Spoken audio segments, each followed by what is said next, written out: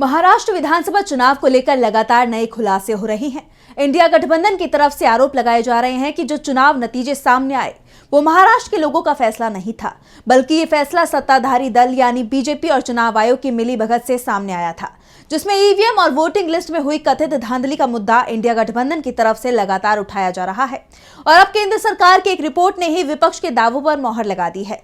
तो क्या है पूरा मामला, देखिए इस रिपोर्ट में। चुनाव आयोग की तरफ से जब दिल्ली चुनाव का ऐलान किया गया तो मुख्य चुनाव आयुक्त राजीव कुमार ने महाराष्ट्र चुनाव में लगे धांधली के आरोपों पर जमकर सफाई दी। लेकिन अब केंद्र सरकार की एक रिपोर्ट ने चुनाव आयोग को ही सवालों के घेरे में खड़ा कर दिया है। जिस वोटिंग लिस्ट का बचाव राजीव कुमार कर रहे थे, देखा जाए तो उस पर सवाल केंद्र की ओर से ही उठा दिए गए हैं। दरअसल महाराष्ट्र चुनाव में वोटिंग लिस्ट को लेकर इंडिया गठबंधन ने धांधली के आरोप लगाए थे। दावा किया था कि लोकसभा चुनाव के 4 महीने बाद ही 50 लाख नए वोटर्स जोड़े गए हैं और इन्हीं लोगों ने खेल कर दिया। अब इसे लेकर कांग्रेस ने नया खुलासा किया है। पार्टी की ओर से कहा गया है कि केंद्र सरकार का डाटा और चुनाव आयोग की वोटर लिस्ट को देखें तो बड़ा घालमेल दिखाई दे जाएगा। दरअसल भारत में 2011 के बाद से जनगणना नहीं हुई है, तभी से आबादी का आंकड़ा दूसरे सोर्सेज या अनुमान के आधार पर सामने आता है।